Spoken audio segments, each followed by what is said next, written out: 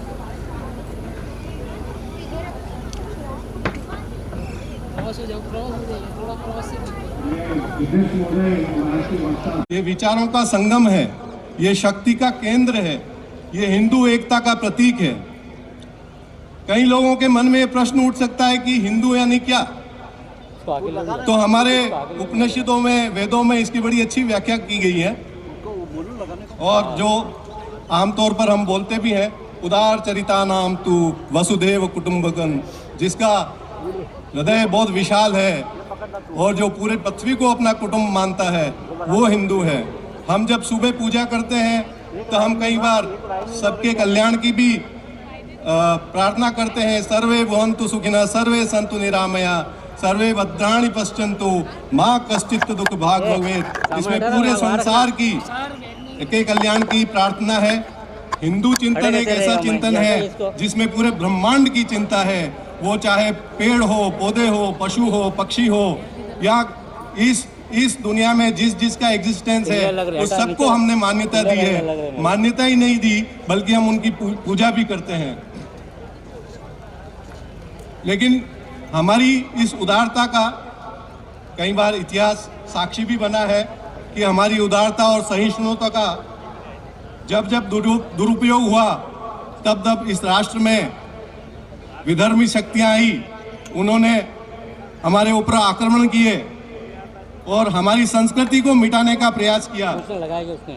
शक आए, हुण आए, मुगल आए, अंग्रेज आए, इन सब ने हमारे यहाँ पर आक्रमण किए, हमारी संपदा को लूटा, हमारी संस्कृति को खत्म करने का प्रयास किया। लेकिन धन्य है हमारे पुरखे, हमारे पूर्वज, जिनके त्याग, तप, बलिदान, इन सब ने इस राष्ट्र की आत्मा को कभी टूटने नहीं दिया। इसी का परिणाम है कि आज हमारी सांस्कृतिक चेतना अक्षुण्ण और सशक्त है। मित्रों, हमले आज भी रुके नहीं है, उसका स्वरूप बदला है। आज का समय सोशल मीडिया और एआई का है। आज के युद्ध तलवारों से, बंदूकों से नहीं लड़े जाते हैं, विमर्श से लड़े जा रहे हैं। ऐसे आपने कई जगह देखे होंगे, सोशल मीडिया में कई तरीके के विमर्श चलाए जाते हैं। हमारे हिंदू समाज में कई प्रयास हो रहे हैं हिंदू समाज को बांटने का, कभी जात पात के नाम पे, कभी ऊंच नीच के नाम पे, तो कभी कई प्रकार के हमारे यहाँ पर षड्यंत्र चलते हैं। हर कदम पर भ्रम, विभाजन और दुष्प्रचार के खतरे खड़े हैं। हमें जाति, पंथ, वर्ग, ऊंच नीच न जाने कितने भेदों में बांटने के प्रयास हो रहे हैं।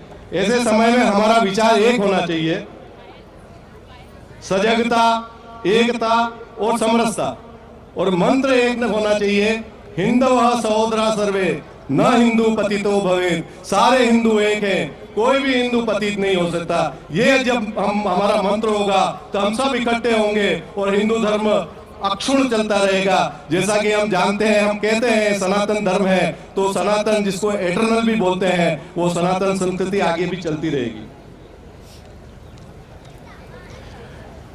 और ऐसा भी कहा गया है कि संघे शक्ति कलो युगे, कलयुग में जो शक्ति है वो संगठन की है।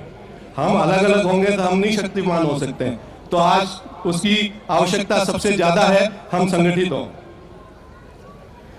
मित्रों, प्रस्तावना के पश्चात आज हमारे यहाँ पर जो अतिथिगण आए हुए हैं, उनके सम्मान और सत्कार का एक छोटा सा कार्यक्रम हमें करना है। अतिथि सत्कार और सम्मान हमारी भारतीय संस्कृति की अनुपम पहचान है। इसी परंपराओं को आगे बढ़ाते हुए सामाजिक संस्था भारत विकास परिषद की ओर से आज कमल जी पोदार, जो आज के कार्यक्रम के हमारे अध्यक्ष भी हैं, उनको विकास रत्न का पुरस्कार भारत विकास परिषद की ओर से दिया जा रहा है। मैं निवेदन करता हूं श्री मानक जी डागा, जो कि भारत विकास परिषद के संपर्क टोली के, राष्ट्रीय संपर्क टोली के सदस्य हैं, मैं उनसे निवेदन करता हूं वो आए और कमल जी का स्वागत सत्कार करें।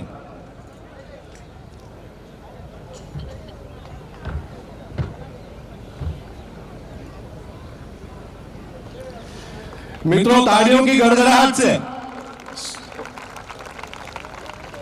आज जो ये जोश है हिंदू एकता का, ये इस मैदान में दिखना चाहिए।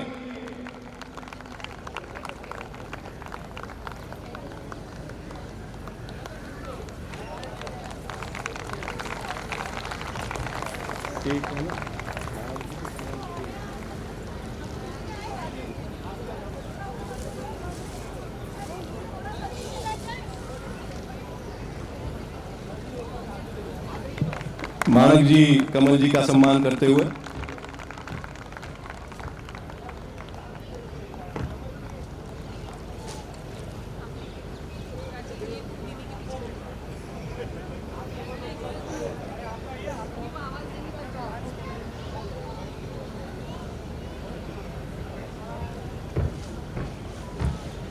मैं निवेदन करता हूं कमल जी पोदार से कि वो हमारे माणक जी डागा का भी सम्मान करें। माणक जी का हमारे को इस निमित्त बड़ा सहयोग मिला है और बहुत ही उनसे मिलकर मन प्रसन्न हो जाता है। कोई भी काम उनको बोल दो कभी मना नहीं करते हैं। तो कमल जी माणक जी का सम्मान करें।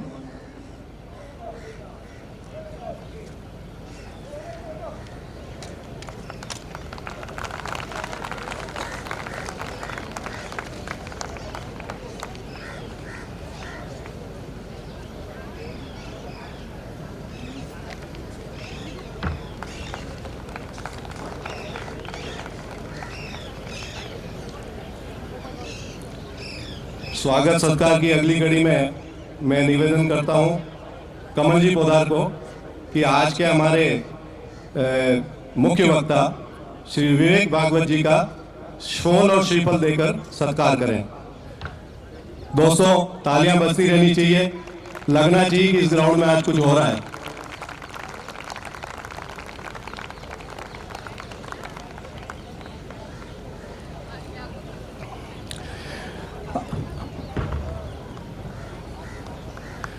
साथियों, ये जब प्रोग्राम की श्रृंखला चली थी तो इस श्रृंखला में एक चित्रकला कंपटीशन, ड्राइंग कंपटीशन हमने रखा था और आपने यहाँ पे जब अंदर आए हैं तो आपकी बाईं तरफ एक गैलरी, फोटो गैलरी है जिसमें हमारी सब देश की महान विभूतियों के फोटो लगे हुए हैं और उसके जस्ट साइड में वो चित्रकला कंपटीशन के जो चित्र हैं वो लगे हुए हैं। आप सभी से निवेदन करता हूं आप जरूर उस प्रदर्शनी को देखें और आज उस प्रदर्शनी के विनर्स का भी आज घोषणा होगी कि करीब 50 या 55 लोगों ने पार्टिसिपेट किया, बच्चों ने, तो उसमें फर्स्ट सेकंड थर्ड ऐसा प्राइज डिस्ट्रीब्यूशन होगा। लेकिन उससे पहले हमारे जो आज के जजेज हैं जिन्होंने चित्रकला प्रदर्शनी को यहाँ पर जज किया है, उनसे मैं निवेदन करता हूं कि वो मंच पर आए। मैं नाम पढ़ रहा हूं, वो जहां पर भी हो मंच पर आए। श्री वैभव जी विदाय, वैभव विदाय जहां कहीं भी हो मंच पर आए। शिल्पा जी शेट्टी, शिल्पा शेट्टी जी और जीनल जी, ये तीन हमारे जजेस थे चित्रकला प्रदर्शनी के। इन तीनों से निवेदन करता हूं कि वो मंच पर आए। एक मैं अश्विन मोरे जी से निवेदन करता हूं वो तैयार रहे। अश्विन मोरे जी जिन्होंने आज हमारे को इस ग्राउंड में इस कार्यक्रम की पूरी सिक्योरिटी प्रोवाइड की है, सिक्योरिटी 1 के मालिक है अश्विन जी मोरे। मनोज जी, अश्विन जी मोरे जहां पे भी हो उनको लेकर आए। वैभव जी, शिल्पा जी और जीनल जी।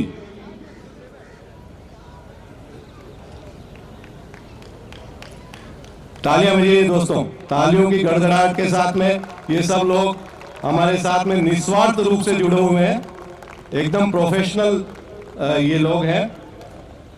आइए वैभव जी।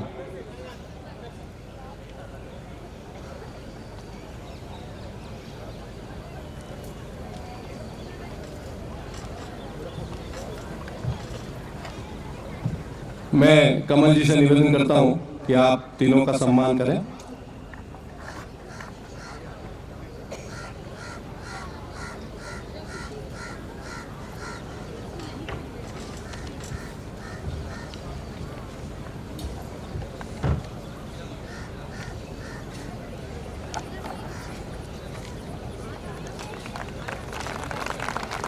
जोरदार तालियों के साथ में, करतल ध्वनि के साथ में स्वागत हो।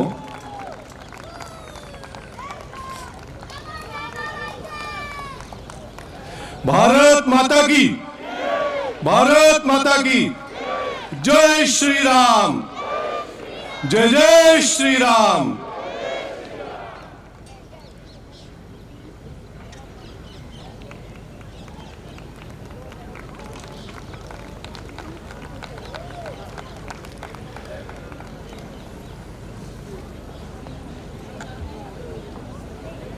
मनोज जी, अश्विनी जी हैं क्या?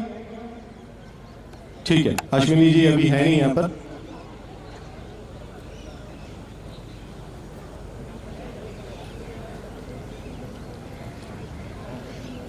साथियों, ये जो ड्राइंग कंपटीशन हुआ था, ये पंच परिवर्तन की थीम पर हुआ था। समाज में छोटे छोटे परिवर्तन, हमारी आदतों में छोटे छोटे परिवर्तन, इस प्रकार के परिवर्तन की एक श्रृंखला चल रही है। उन्हीं परिवर्तन को लेकर ये ड्राइंग कंपटीशन हुआ था। हम पर्यावरण का ध्यान रखें, समरस समाज हो, हमारे कुटुंब में सुख शांति हो, हम साथ में बैठे उठें, इस प्रकार के कुल मिलाकर 5 परिवर्तन है। उसी के बेस पे ये ड्राइंग कंपटीशन था। आपने एक छोटा सा बदलाव हमने आज के कार्यक्रम करने की कोशिश की है। आपने देखा भी होगा कि इतने भव्य प्रोग्राम में हमने पानी की बोतल्स नहीं रखी है। हमने सभी से व्यक्तिगत निवेदन किया था कि पानी की बोतल अपने साथ में लेके आए। तो एक छोटी सी शुरुआत आज हमने करी है। अन्यथा यहाँ पर हजारों पानी की बोतलें यहाँ पर आज यूज होती थी और वो प्लास्टिक का जो क्रिएशन होता था। तो इसके पीछे का वही हेतु है। एक अटल जी की बड़ी प्रसिद्ध कविता है कि स्वार्थ साधना की आंधी में वसुधा का कल्याण न भूलें। हम छोटी छोटी हमारी कन्वीनियंस के लिए इस पृथ्वी का हम इसका कल्याण हमको नहीं भूलना चाहिए। हमें हमारी आदतों में छोटे छोटे परिवर्तन लाने चाहिए। मित्रों, पंच परिवर्तन की इस ड्राइंग कंपटीशन में कुल मिलाकर 50 से ऊपर बच्चे थे और ये 2 जगह कंपटीशन हुआ था। ओबराय वुड्स के इसमें ओबराय वुड्स के योगा रूम में हुआ था और ओबराय एक्सक्लूसिव के एक्टिविटी रूम में, इन 2 जगह पर हुआ था। और इसमें बच्चों ने बड़े उत्साहपूर्ण तरीके से भाग लिया था। मैं निवेदन करता हूं कि आज के जो विजेता हैं, आज के विजेताओं की सूची है मुझ तक पहुंचाई जाए। आज के जजेज ने जिनको विजेता घोषित किया है उनकी सूची श्रीनील जी, वैभव जी, और उनसे वो सूची लेके आए। श्रीनील,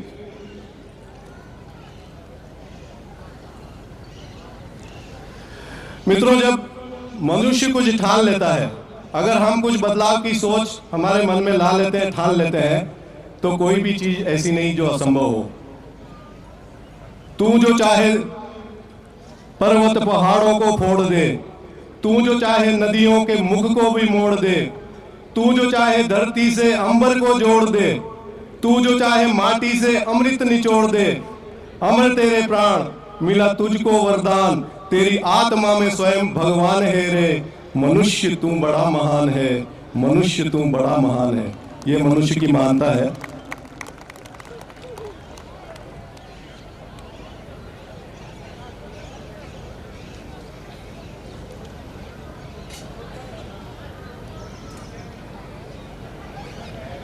मैं यहाँ पर इंतजार कर रहा हूँ ड्राइंग कंपटीशन के विजेताओं की सूची का। हमारे जो कार्यकर्ता खड़े हैं वो जरा जजेस से वो लेके आए।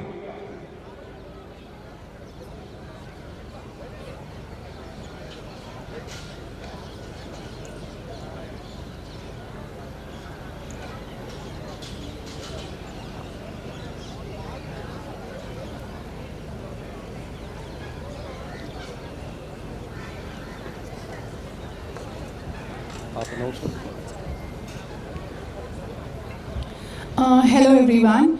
I would like to say the kids have really put in a lot of efforts and they have outdone the creativity, and it was very tough for all of us to judge. So first of all, I would really like all of you to cheer up for all the kids. They are really winners, all of them. Okay. So first, I'm just announcing the first 4 winners in age group 5 to 8. The first winner's name is Sanvika. She is from Exquisite A4004. Sanvika. Please cheer up for her. If Sanvika is here, she can please come on the stage. Second winner is Yashvita. She is from Exquisite A4005. Yashvita. If Yashvita is here, please come up on the stage. We have prizes for the kids, so if kids are here or their parents are here or grandparents are here, they can please come up on the stage. Third prize in 5 to 8 years goes to Kanvi. She is from A Exquisite 1505. And the fourth winner is Ishani. She is from Exquisite. So I have Sanvika here, right? You're Sanvika? She has got the first prize, so everybody please clap for her. You must go that side when you are free and see all the paintings. So especially, see Sanvika's painting. She has done a great concept there. And I have Kanvi here. She's got the third prize. Again, a fantastic painting.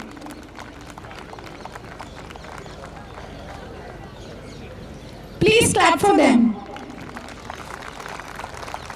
Congratulations, both of you. Now I will announce the winners from 9 to 12 years. The first prize goes to Abir Sapre from Oberoi Woods, C1406. The second prize goes to Sia Agarwal, C1501.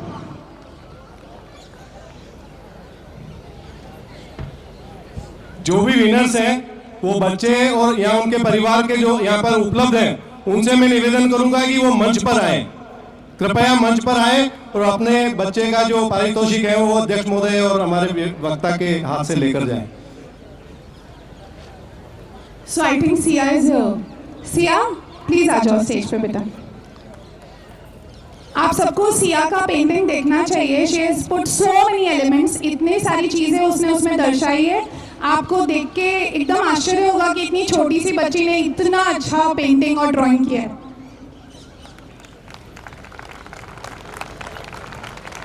अबीर की भी painting देखिएगा, Oberoi woods का बच्चा है, at present Singapore में, उसने वहां से पेंटिंग भेजी है, तो वो भी आप देखिएगा। कॉन्ग्रेचुलेशन सिया।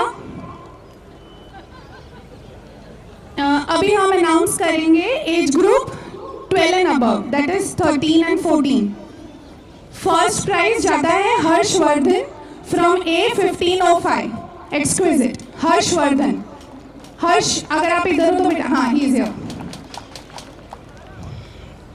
कॉन्ग्रेचुलेशंस हर्ष। आपको हर्ष की पेंटिंग और ड्राइंग देखनी चाहिए, इतने माइन्यूट चीजें उसने ड्रॉ की है उसमें और इतना अच्छे से कलरिंग किया है, सो लगेगा नहीं आपको कि 13 इयर्स के बच्चे ने ये किया है। हमारे सारे ओजीसी के बच्चे बहुत ही टैलेंटेड हैं और हम एक्सपेक्ट करेंगे कि नेक्स्ट ईयर और बच्चे पार्टिसिपेट करें। Second prize goes to Pranshi Jha, B1003। Pranshi, I think Pranshi is not here. Again, her painting is outstanding. And third prize goes to Mustafa Esquire, C1903. Mustafa.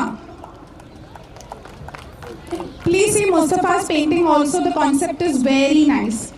Thank you so much everyone and congratulations to all the lovely winners. And thank you so much for putting in so much hard work and taking out time and doing that. Thank you so much. Bye-bye from my side. See you all soon.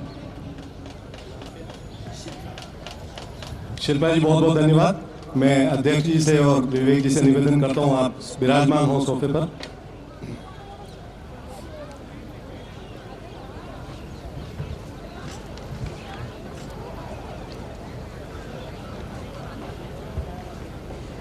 Bhavin भाई जहां पे भी हो मंच के पास में आ जाए। भाविन भाई, तो मित्रों आज के जो हमारे कार्यक्रम के अध्यक्ष हैं, मैं आज उनको आमंत्रित करता हूं कि वो अपने विचार हमारे साथ में साझा करें, हमारा मार्गदर्शन करें। लेकिन उससे पहले मैं भाविन भाई मेहता से निवेदन करता हूं, जो हमारी टीम के एक बहुत ही महत्वपूर्ण अंग है, उनसे निवेदन करता हूं कि कमल जी पोदार का परिचय आपको दें और परिचय के पश्चात कमल जी आएंगे और अपना मार्गदर्शन देंगे।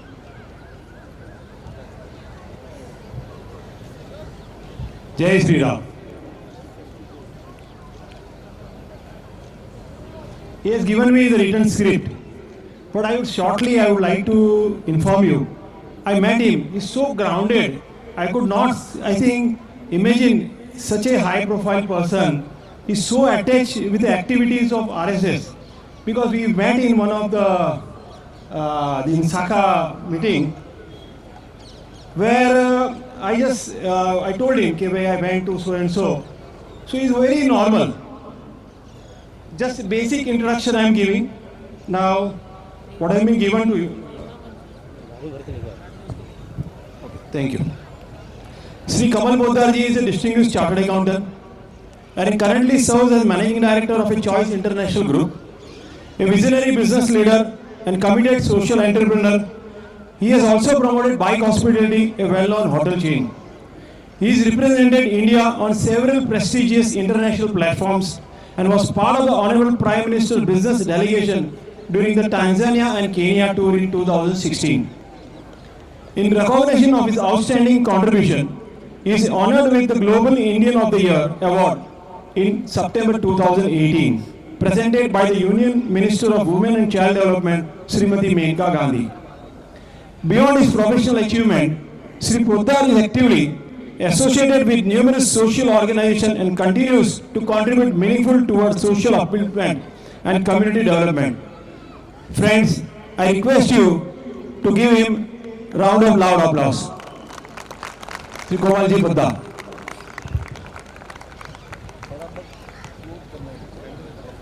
नहीं ऐसे नहीं।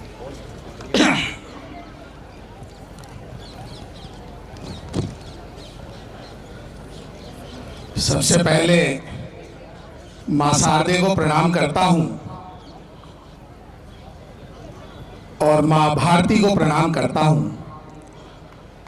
मंच पर उपस्थित आदरणीय विवेक भागवत जी और इस विराट हिंदू सम्मेलन को आयोजित करने के लिए पिछले करीब 1 महीने से दिन रात एक किए हुए सभी आयोजन समिति के सभी सदस्यों को मैं हार्दिक प्रणाम करता हूं, अभिनंदन करता हूं और आप सब पधारे हुए महानुभावों का हार्दिक स्वागत करता हूं।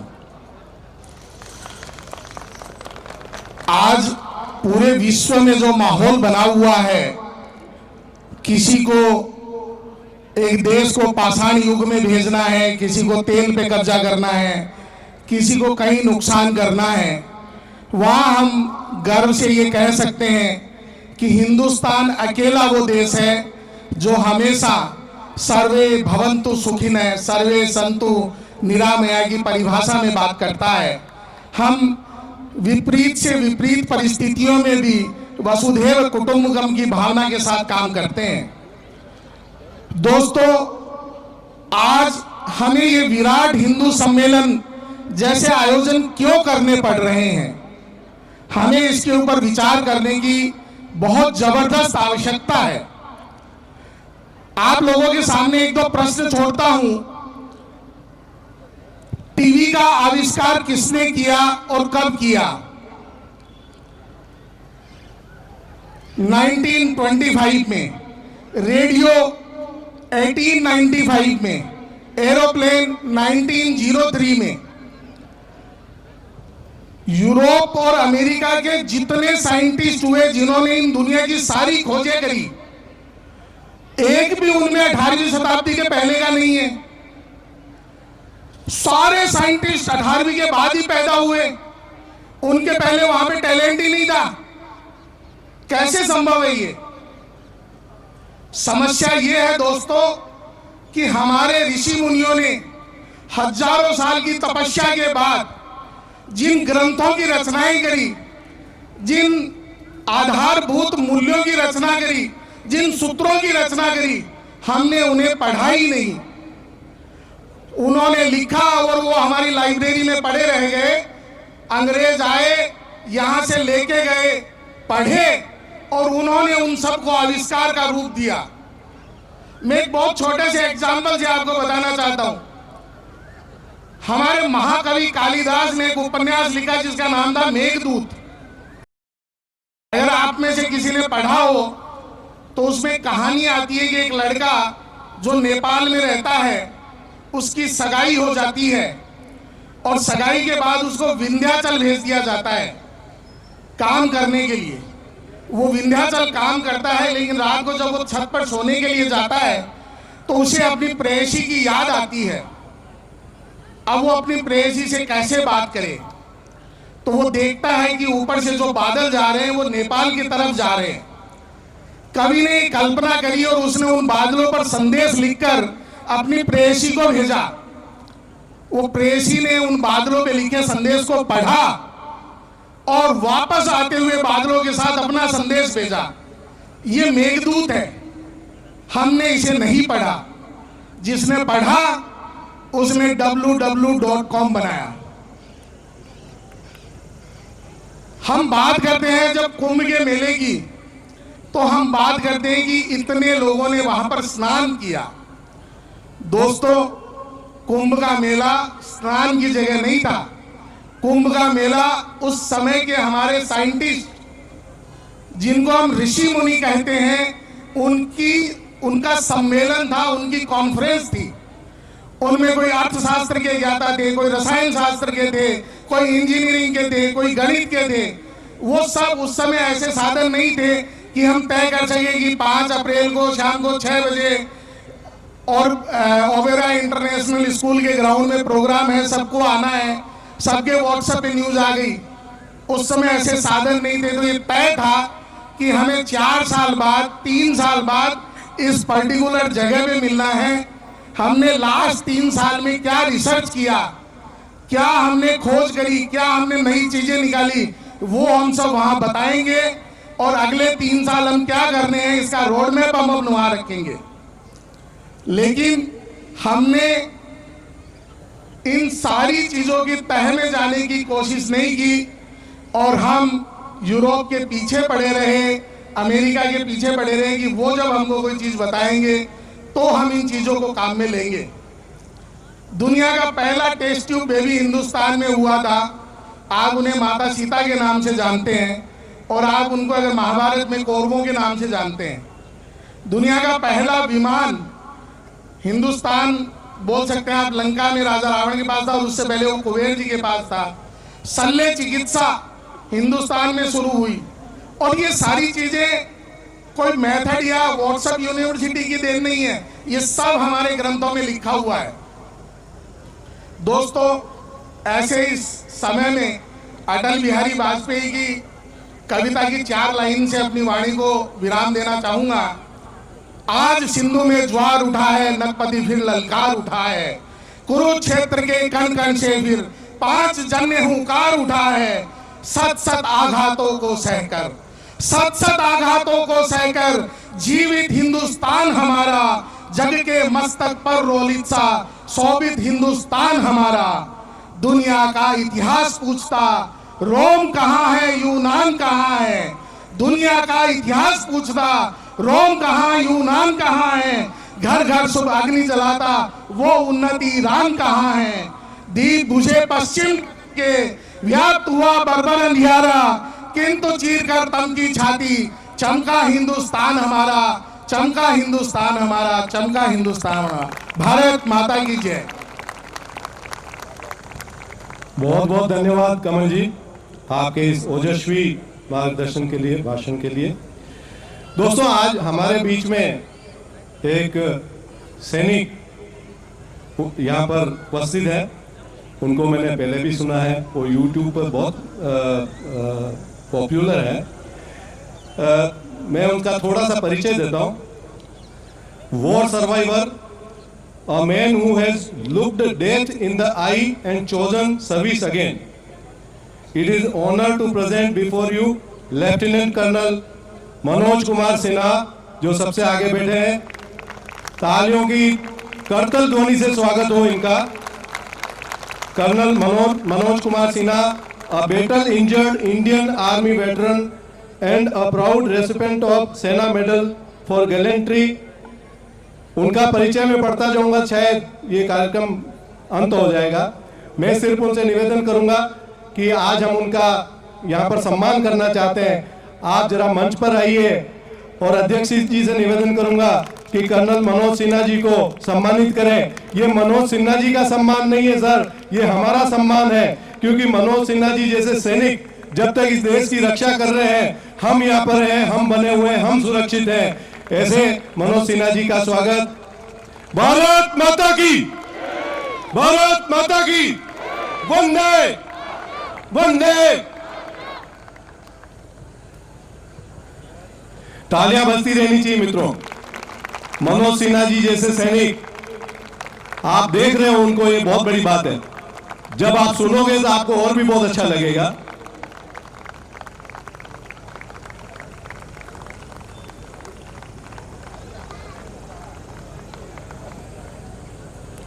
थैंक यू कर्नल साहब, थैंक यू सो मच। अब मित्रों, मैं आमंत्रित करता हूं आज के हमारे वक्ता श्री विवेक जी भागवत, जो कि आज हमें मार्गदर्शन देंगे।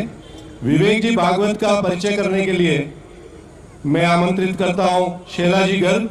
शैला जी विवेक जी का परिचय करके देंगी। धन्यवाद जी। आज के हमारे वक्ता श्री विवेक भागवत जी मूलतः घाटकोपर के निवासी हैं। बचपन से ही स्वयं सेवक रहे हैं और इनका निवास स्थान नाहूर भांडुप में है। इन्होंने बीई मैकेनिकल की पढ़ाई की है। 13 साल तक लार्सन एंड टूब्रो में नौकरी करने के बाद 1995 में अपना खुद का व्यवसाय संभाला। इन्होंने import substitutes, manufacturing and engineering services का काम शामिल है। संघ कार्य में इन्होंने मुख्य शिक्षक होने से लेकर अनेक जिम्मेदारियां निभाई हैं।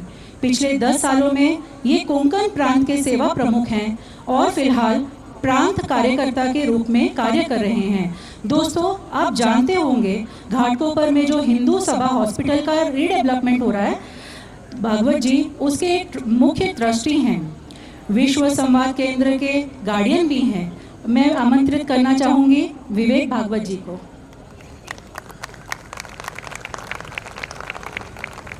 लगेगा इस बाजू से रखें।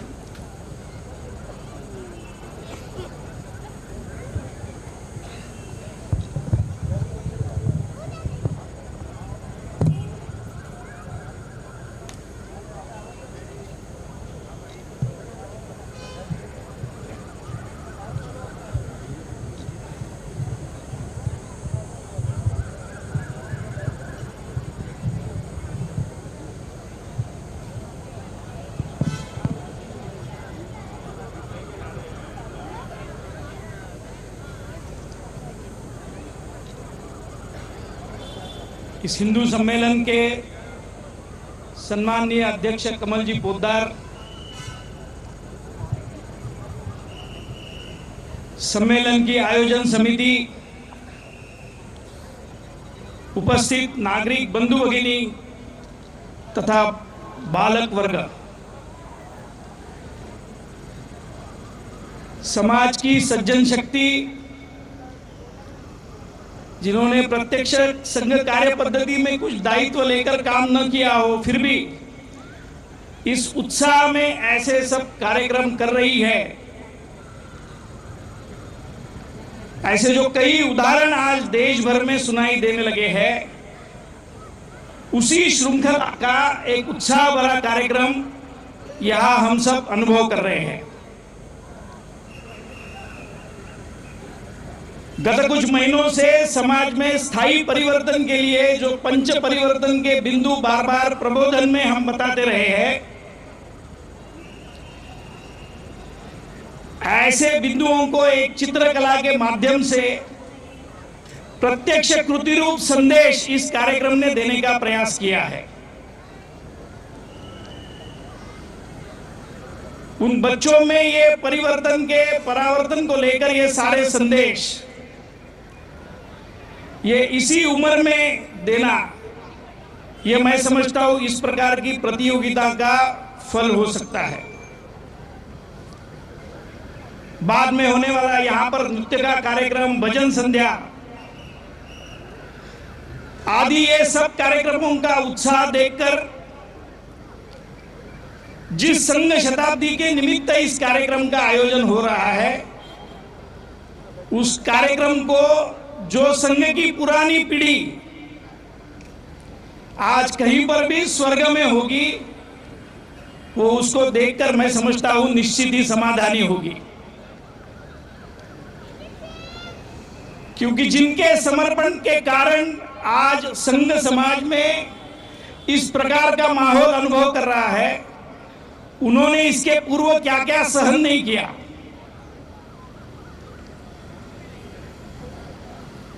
एक समय था जब संघ निर्माण का विचार चल रहा था, लगातार पारतंत्र की मानसिकता इस समाज की थी। ऐसे समाज में हिंदुत्व ये शब्द प्रयोग संकुचित लगता था। हिंदू समाज का संगठन ये असंभव बात लगती थी। लेकिन जिन्होंने अपने विचारों पर अडिग श्रद्धा रखी,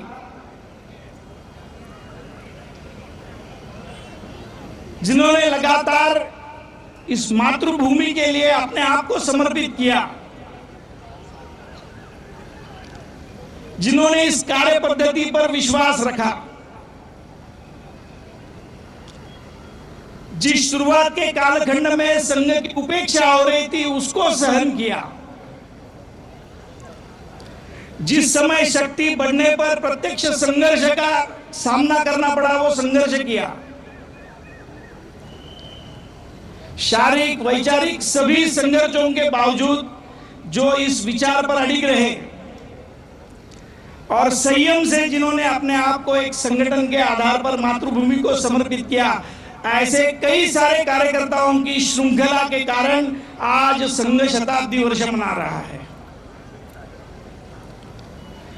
और केवल मना रहा है मतलब 100 साल पूरे हुए इसके लिए मना रहा है, ऐसा नहीं। तो जिस उद्देश्य को लेकर, जिस लक्ष्य को लेकर संघ स्वयंसेवक चले हैं, उस उद्देश्य पूर्ति के लिए जो समाज के अनुकूल ऐसे पहलू दिख रहे हैं, उससे जो आत्मविश्वास बढ़ा रहा है, उसके कारण ये उत्साह का वातावरण निर्माण हुआ है। उसकी अनुभूति लेने वाली आज की हमारी ये भाग्यवान संघ की पीढ़ी हम कह सकते हैं कि जिन पीढ़ियों के बलबूते पर आज समाज की इस अनुकूलता का अनुभव हम ले रहे हैं। कमल जी ने अपने मनोगत में विश्व में जिस अस्थिर परिस्थिति का उल्लेख किया, ऐसी परिस्थिति में सौभाग्य से आज 100 साल के पश्चात भी संघ ने समाज जीवन में ऐसा वातावरण खड़ा किया है कि जिसके फलस्वरूप आपस में झगड़ने वाले देश भी भारत के खिलाफ कुछ टिप्पणी करने का साहस नहीं कर रहे हैं।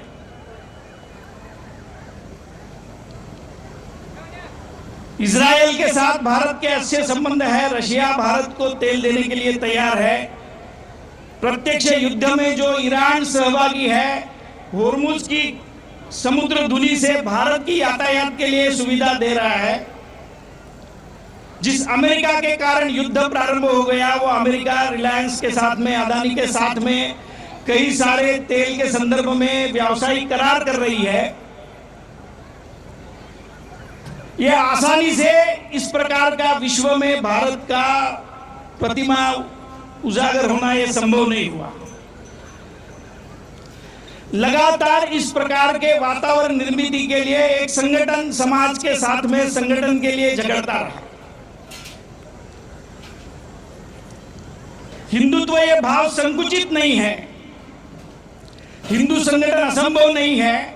तो इस भाव के जागरण से व्यक्ति देश के प्रति समर्पित होकर जब खड़ा रहेगा, एक संगठित शक्ति के रूप में खड़ा होगा, तो विश्व भर में देश वंदनीय होगा। इसका अनुभव आज की पीढ़ी हम ले रहे हैं।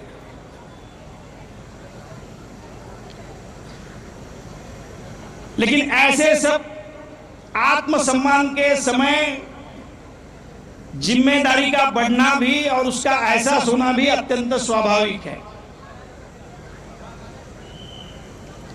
यश हमेशा टिकता नहीं जब तक उसको टिकाने वाली शक्तियां जीवित नहीं रहती।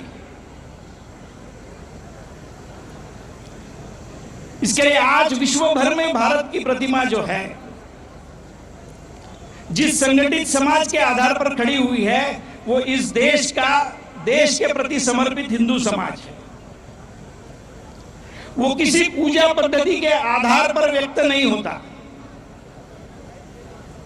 हमारा विश्वास है कि वो अपने समाज जीवन के व्यवहार पर अपने आप को व्यक्त करता है।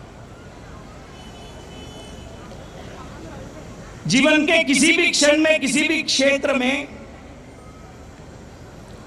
हर समय एक चारित्रवान व्यक्ति जब देश के प्रति ही समर्पित और उसी प्रकार सोचता है, तभी वो देश विश्वमान्य बनता है। इतिहास कई सारे ऐसे देशों के साक्षीदार हैं। गत 100 वर्षों में लगातार प्रयत्नों से संघ ने समाज जीवन में यह प्रस्तावित किया है कि हाँ, हिंदू भी संगठित हो सकते हैं और विश्व के लिए जो मार्गदर्शक व्यवहार का विचार है वही हिंदुत्व है। वो किसी पूजा पद्धति पर निर्भर नहीं है। एक शाखा को लेकर यह प्रवास शुरू हुआ था। आज देश के प्रायः सभी कोने तक ये पहुंच चुका है। समाज के सभी विभिन्न क्षेत्रों में पहुंच चुका है। विश्व के करीब 74 देशों में इस विचार के आधार पर हिंदू संगठित हो रहे हैं। और केवल ये संगठित शक्ति ये कोई विघातक न बने, इसके लिए इस शक्ति को भी सकारात्मक दिशा देने के लिए संघ ने 1,30,000 से भी अधिक सेवा कार्यों का निर्माण इस देश में किया। केवल ये संगठित शक्ति अपने आप में कार्यक्रम करते हुए मर्यादित न रहे, तो वो समाजोपयोगी बने। समाज की जो समस्या है, जो पीड़ा है, वो प्रश्न केंद्रित विचार करके, वो समस्या का विचार करके वहां पर इस प्रकार का कार्य खड़ा करे कि वो सेवा कार्य से वो समाज स्वावलंबी बने, वो पीड़ित जन अपनी पीड़ा से मुक्त हो और समाज के प्रश्न कम होने में उसकी सहायता हो। इस प्रकार के 1,30,000 से अधिक संघ ने सेवा कार्य इस देश में खड़े किए हैं। आज 100 वर्षों के बाद में संघ का चेहरा करके इन सेवा कार्यों को समाज देखता है। समाज के विभिन्न क्षेत्र का व्यक्ति जो संघ को जानना चाहता है, वो अधिकारियों से चर्चा में पूछता है कि और कितने सेवा कार्य बढ़ रहे हैं, उसमें हमारा क्या योगदान हो सकता है। बंधुओं, ये आसानी से खड़ा नहीं हुआ। इसके पीछे लगातार नेतृत्व का चिंतन, समय समय पर बदलती पीढ़ी का अपने लक्ष्य के साथ में मार्गदर्शन, उसके साथ उसको एकरूप करना, समय के आह्वानों को देखकर उसके लिए जो नीति निर्धारण करना चाहिए उसको देखकर संघ समय के साथ चला। इसके लिए 100 वर्षों की ये यात्रा संभव हुई, वरना 1925 का विचार आज 2025 में भी उतना ही काल सापेक्ष होना संभव नहीं होता था।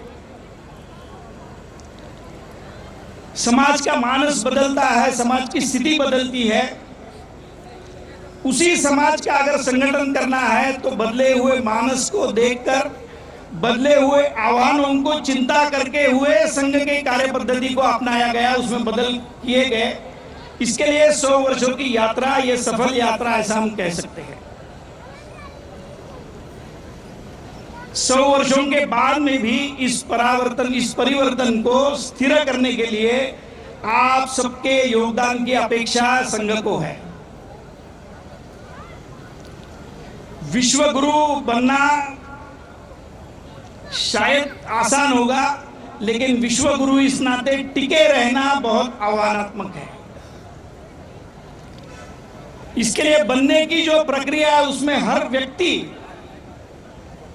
योग्य रीति से संस्कारित होकर इस दिशा में प्रयास नहीं करेगा, तब तक इस देश का वैभव जैसे पुराने समय में हो गया कि एक समय हम वैभवशाली थे, लेकिन हमने ही अपना गौरव, हमने ही अपनी क्षमता को विस्मृति में ढकेल दिया। इसके लिए हम लगातार पारतंत्र का शिकार हैं। इसके लिए स्थायी परिवर्तन के लिए हर एक व्यक्ति को सजग होकर समाज में व्यवहार करना पड़ेगा। आज की परिभाषा में प्रत्येक परिवार में इसी प्रकार के हिंदुत्व को परिभाषित करने की आवश्यकता है। यह केवल पूजा पद्धति से जुड़ा हुआ विषय नहीं है, उसका स्वातंत्र्य हर एक व्यक्ति को समाज ने और अपने धर्म ने दिया है। जिस पंच परिवर्तन को लेकर यहां पर प्रतियोगिता हुई, ऐसे 5 विषयों के बारे में समाज जीवन में प्रत्येक व्यक्ति को, परिवार को और समाज जीवन को सतर्क रहने की आवश्यकता है। जिस घर में ये वातावरण बनेगा उसमें हर घर का व्यक्ति अगर एक पौधा लगाता है और उस पौधे का संगोपन करता है, तो नवनिर्मित का एक संस्कार घर के प्रत्येक व्यक्ति को मिलता है कि जिस सजीव की रक्षा करना, उसका संगोपन करना और उसको वृद्धिंगत होते हुए देखना, ये अपने आप में एक नवनिर्मित का संस्कार है। उसको हमने पर्यावरण के साथ में जोड़ा। लेकिन आज की नई पीढ़ी के सामने इस प्रकार शायद इसको रखने की आवश्यकता है। भविष्य के अनेक सारे आह्वानों में ऊर्जा और पानी ये शायद आने वाले समय के संघर्ष का कारण हो सकता है। इसके लिए यहाँ के जैसे उच्च भ्रू बस्ती में रहते समय अपने घर के बच्चे किमान आवश्यक जल का उपयोग कैसे करने के लिए सीखेंगे। अपने ही देश के कई सारे हिस्से ऐसे हैं कि जो शहर में आने के बाद इस प्रकार की भावना प्रकट करते हैं कि सप्ताह भर में हम जितना पानी इस्तेमाल नहीं करते हैं, शहरों में एक दिन में बच्चे उतना इस्तेमाल करते हैं। आज के बच्चों को सीखना पड़ेगा कि घर में जहां पर बिजली की आवश्यकता नहीं है वहां पर बिजली नहीं चलनी चाहिए। जहां पर नैसर्गिक प्रकाश आता है वहां पर नैसर्गिक प्रकाश से घर प्रज्वलित होना चाहिए, वहां पर बिजली की बचत होनी चाहिए। ये केवल पर्यावरण का विषय इस नाते नहीं, तो ये राष्ट्र जीवन और समाज जीवन से जुड़ा हुआ है। हर व्यक्ति सीमा पर जाकर संघर्ष करेगा तो ही देशभक्त कहना और उसको मानना इसकी आवश्यकता नहीं। अपने दैनंदिन जीवन में देश के लिए आवश्यक बातें क्या है उसको समझकर करना, यही देशभक्ति प्रत्येक व्यक्ति के लिए वास्तविक दैनंदिन जीवन का व्यवहार होनी चाहिए। कुछ समय पहले एक संगठन में एक अच्छा संदेशा सबको प्रस्तुत किया था। जब सिलेंडर के लिए कतारें लग रही थी, उस समय उस घर के और उस संस्था के सभी के लिए एक संदेशा बताया गया कि सिलेंडर के लिए आंदोलन करने में समय मत गवाओ। अगर आपसे कम ईंधन में कहीं पर यातायात संभव है तो उस प्रकार का विचार करो। अगर सार्वजनिक यातायात की सुविधा उपयोग में ला सकते हैं तो अपने घर की गाड़ी घर में बंद रखो, सार्वजनिक सुविधा का उपयोग करो, ईंधन बचाओ, क्योंकि वो हमारे घर में नहीं पैदा हो रहा है, वो बाहर से खरीदना पड़ता है। अगर इस प्रकार की युद्धजन्य परिस्थिति में वो संभव नहीं है तो हम परावलंबित्व स्वीकार न करते हुए, आंदोलन की भूमिका, नकारात्मक भूमिका में न जाते हुए अपने आप जिम्मेदारी समझकर राष्ट्रभक्त नाते इस नाते किस प्रकार व्यवहार कर सकते हैं, एक बहुत अच्छा संदेशा सब जनों के लिए उस संस्था ने भेजा। इस प्रकार का स्व का बोध ये समाज के आज के जीवन की परिभाषा बननी चाहिए।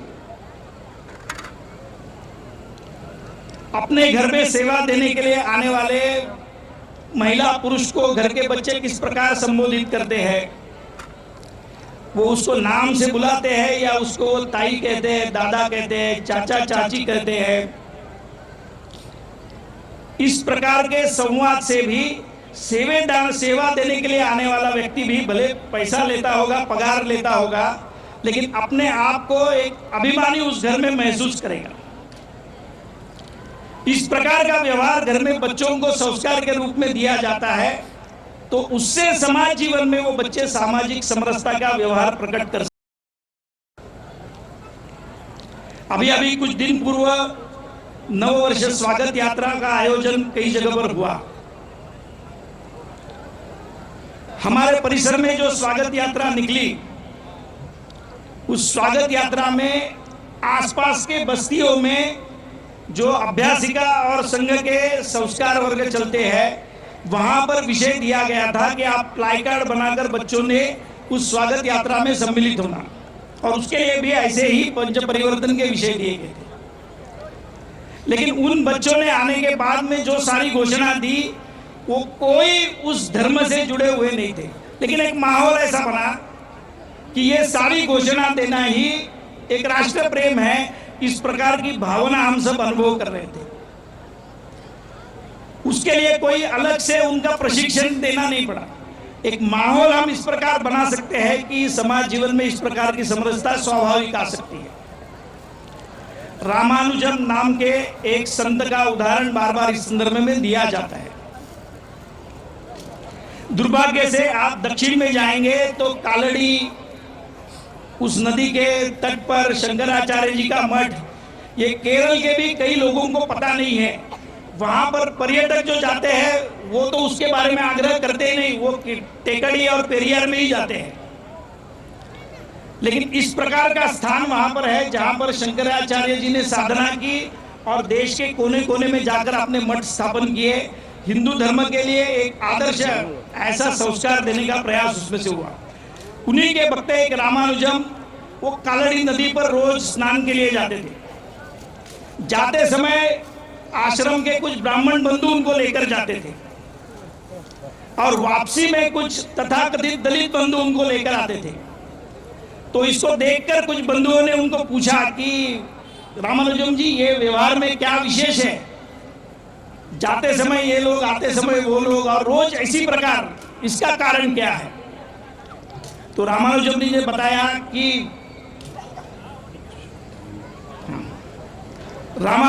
बताया कि जब मैं नहाने के लिए वहां जाता हूं तो शरीर को शुद्ध करता हूं, वापसी में जब आता हूं तो दलित बंधुओं के साथ में प्रवास करते समय मैं अपने मन को शुद्ध करता हूं। तो इस प्रकार की शुद्धता, ये सामाजिक व्यवहार का, ये समरसता का स्वाभाविक भाव हो, इस प्रकार के पंच परिवर्तन और इस प्रकार का स्व का बोध, यह सब समाज को देने के लिए शताब्दी वर्ष के बाद में संघ का प्रयास है। इससे समाज जीवन में स्थायी परिवर्तन होगा। कई सारे अच्छे उदाहरण इस दिशा में अनुभव में आ रहे हैं। यहाँ पर कई सारी महिला वर्ग प्रत्यक्ष संयोजन समिति में है। कई सारी गृहिणियों को ऐसा लगता है कि समाज जीवन में करने के लिए हमारे पास बहुत कुछ काम नहीं, समय नहीं। पवई के हीरानंदानी में इसी प्रकार एक गृहस्थी महिला ने विचार किया कि दोपहर को 2 बजे से 5 बजे तक बहुत समय मेरे पास है, उसका कुछ अच्छा उपयोग करना चाहिए। और सहयोगी महिलाओं से बातचीत हुई, कुछ उसमें से सेवानिवृत्त हुई थी, अच्छी कुशलता वाली थी। तो इन महिलाओं को लेकर उड़ान नाम की एक संस्था बनी, जो आसपास के बस्तियों में जाकर बच्चों को कंप्यूटर का, संगणक प्रशिक्षण के लिए प्रयास करने लगी। और इससे जो बस्तियों में जाने के बाद समस्या ध्यान में आने के बाद उड़ान आज एक बहुत स्थिर ऐसी एक एनजीओ बनी है और कई सारे बस्तियों में इस प्रकार के काम कर रही है। आपके अड़ोस पड़ोस में भी बस्तियों में इस प्रकार के कई सारे कामों की पहल संघ ने शुरू की है, जो 1,30,000 सेवा कार्यों का ही एक हिस्सा है। इस प्रकार के सम्मेलन मुझे लगता है कि ये दृष्टि हमको दे कि जिस शताब्दी के कारण हम यहाँ इकट्ठा हुए हैं, उस शताब्दी के पश्चात समाज जीवन में आप सभी सज्जन शक्ति के साथ में संघ इस प्रकार के परिवर्तन की अपेक्षा कर रहा है। और ऐसे परिवर्तन में सकारात्मक सोच और सकारात्मक शक्ति का उपयोग आप सब सम्मेलन में सम्मिलित होने वाले अगर करेंगे तो ये स्थिर परिवर्तन आप सब मिलकर संघ के साथ में शताब्दी वर्ष के बाद में कर सकते हैं। आप सबको इस दिशा में विचार करने की प्रेरणा ये सम्मेलन दे, ऐसी शुभेच्छा के साथ मैं अपनी वाणी को विराम देता हूँ। धन्यवाद।